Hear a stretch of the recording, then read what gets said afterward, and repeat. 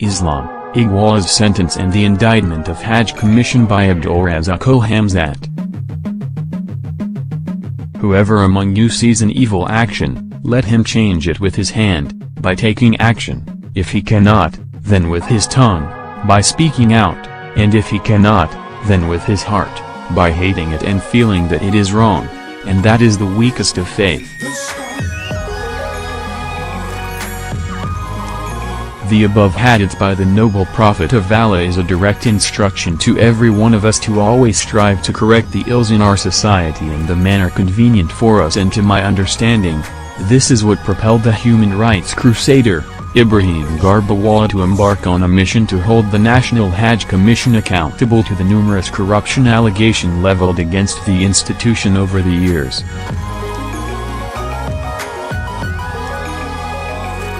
On the 16th of April 2019, an Abuja court sentenced human rights activist Ibrahim Garba, popularly known as Igwala, to 7 years imprisonment, and since that fateful day, many opinion articles have flooded the media, both conventional and social. Some of the op-eds are well thought out, others full of fabrications, and some are outrightly sponsored. What is important here is that Igwala has succeeded in achieving the first phase of his advocacy, which is to focus the searchlight on the National Hajj Commission, a government agency for Muslim pilgrims, alleged to be extorting the Muslim community. Before we all get carried away by the paparazzi of joining a popular narrative, let us pause and ask again, what was Wala's crime? Like many before him, he was said to have uncovered monumental acts of corruption, running into billions of naira in National Hajj Commission, NACOM, against the Muslim Ummah of Nigeria, and he took action to stop it. Contrary to reports by several media agencies, Igwala didn't only go on the social media to accuse the chairman of NACOM, that's a false narrative. He actually petitioned the relevant agencies, which include but not limited to the Nigerian Senate, Economic and Financial Crimes Commission, EFCC, and others, and all pieces of evidence at his disposal was presented to these statutory agencies for further investigation. If I am not mistaken, it was a portion from the petition submitted to these agencies that Igwala posted on the social media. For many years now, Nigeria has remained one of the most expensive places on earth to travel to Hajj, even though the country is not among the most distant places to Saudi Arabia.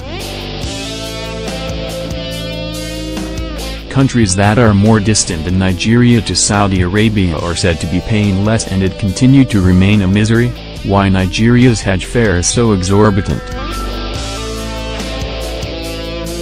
After the Nigerian Senate received Igwala's petition with all the supporting evidence, they set out to investigate the claims. The Senate Ad Hoc Committee on Accommodation, Logistics and Feeding sent some delegations to Saudi Arabia to verify some of the claims in Wala's petition, and when they returned, they also held series of public hearings in which Igwala and the chairman of Hajj Commission were given an opportunity to present their case. Those who witnessed the public hearing gave accounts of what transpired. Consequently, having properly investigated the matter with both parties presenting what they have, the Senate established the facts and made its report public on 19th of October 2018, and in Vanguard newspaper, the headline screamed Senate panel indicts NACOM in Hajj extortion, fee hike probe. In the report, also carried by several national dailies, it was said that the Senate had on July 20, 2017, resolved to conduct the probe following the adoption of a motion moved by Senator Ibrahim titled, Extortion of Monies from Nigerian Pilgrims by the National Hajj Commission of Nigeria. The report partly read, The committee has observed that the Commission's procurement processes on the annual Hajj operations were marred by many contraventions and infractions as it flagrantly breached the 1999 Constitution of Nigeria, the Public Procurement Act 2007, and the federal government's financial rule and regulations in the conduct of its role as mere regulator of Hajj operations.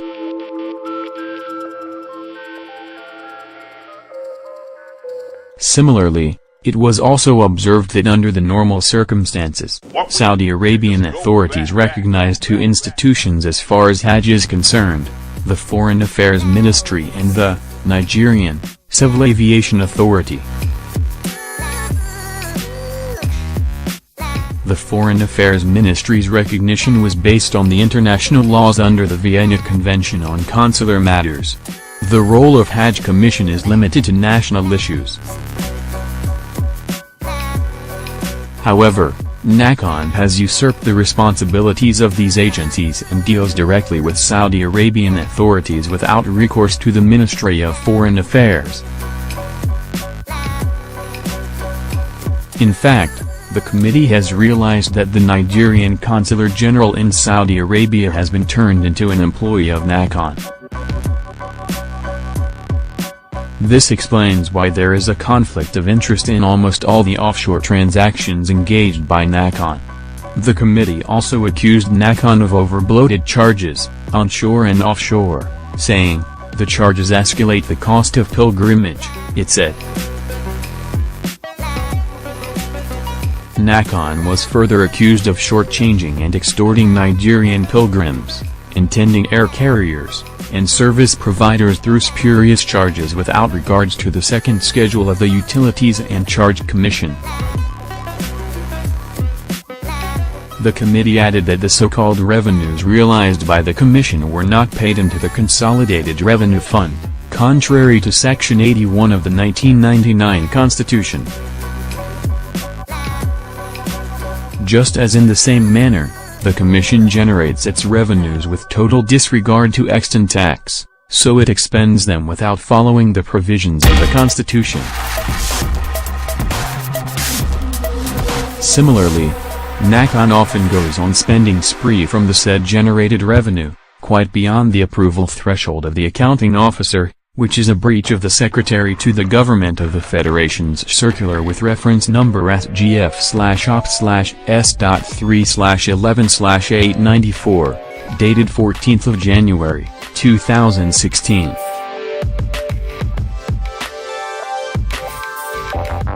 The above indictment against NACON wasn't done by Iguala, but by the Nigerian Senate through evidence provided by Iguala and subsequent investigation of the matter.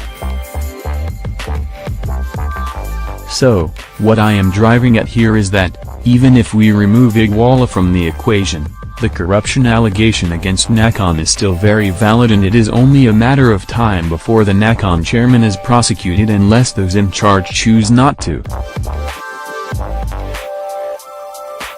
However, rather than for our Muslim Ummah, whom Iguala is trying to protect from extortion, to see this as something worthy of attention and ask relevant questions, our leaders are looking the other way, as if Iguala, who made the Senate report possible, has committed a crime by trying to protect the Muslim Ummah against possible extortion and make Hajj more affordable.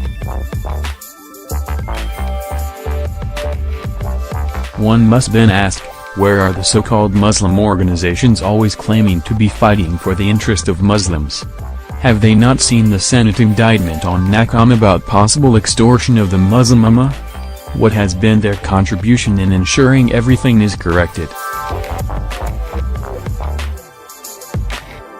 In all honesty, the judgment against Iguala wasn't strange to him.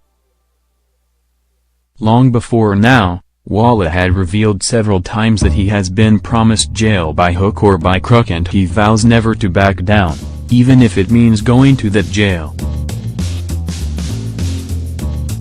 The first time he was sent to jail, he saw it as a learning opportunity, and this will not be any different. However, he is certain that the truth, which he stands for, will prevail, now or later. Many had accused Iguala of turning down out-of-court settlement, But what is there to settle really? Will settlement between Igwala and Nakom suddenly bring justice to Nakom over the Senate indictment, or will the settlement make Nakom chairman saint? If you ask me, Igwala's case can be equated to that of Yusuf in the Holy Quran. In Surat al-Yusuf, Prophet Yusuf prefers prison against the temptation of compromise. In verse 33 of that chapter, Yusuf said, "My Lord, the prison is dearer to me than that to which they invite me," and like Yusuf, Igwala refused to negotiate if that negotiation would mean rejecting the truth. Sometimes last year, a colleague narrated how he came in contact with an individual working in one of the anti-graft agencies and the Hajj Commission matter came up. The gentleman narrated what he heard, which according to him was frightening, though cannot be verified. According to the person he met, Igwala made the biggest mistake of his life by trying to expose corruption in Hajj Commission. The person, who is not even a Muslim, pointed out that, even in his office, there are several petitions against Hajj Commission, but he dare not act on them. He said, rather than act, he will rather resign and walk away in peace than incur the wrath of the Hajj Commission cabals. Curious to know why it is so, he said, as an activist, you can fight corruption in NNPC and succeed, you can even fight corruption in CBN and succeed. But there are places you dare not go to fight corruption, and one of such places is Hajj Commission. According to this information, if you dare do that, you will be dealt with and nobody can save you, not even the president. This revelation shocked many greatly. But the fellow isn't done.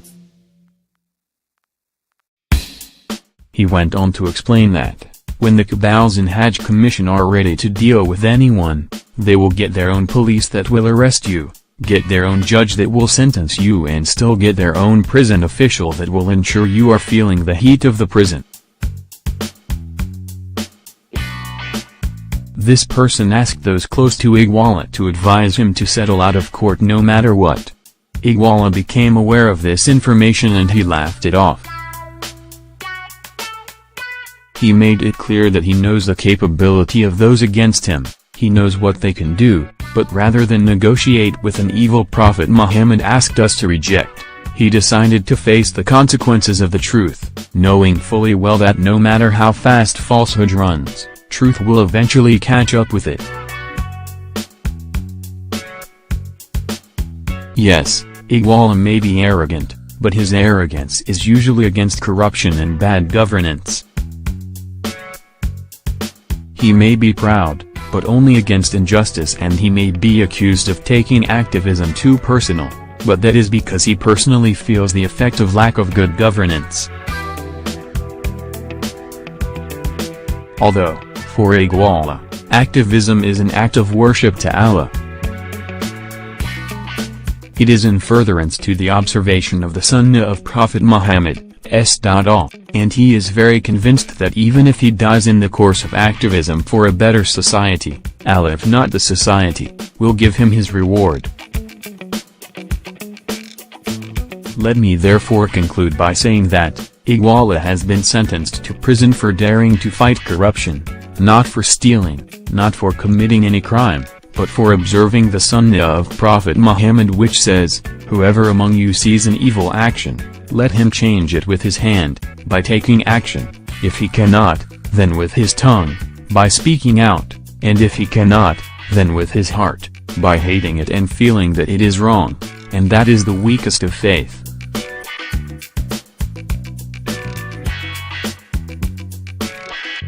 But according to Sheikh Adam Abdullahi al-Ori, may Allah continue to be pleased with him, when you are down, like Igwala is currently is, nothing worse can ever happen to you than rising up.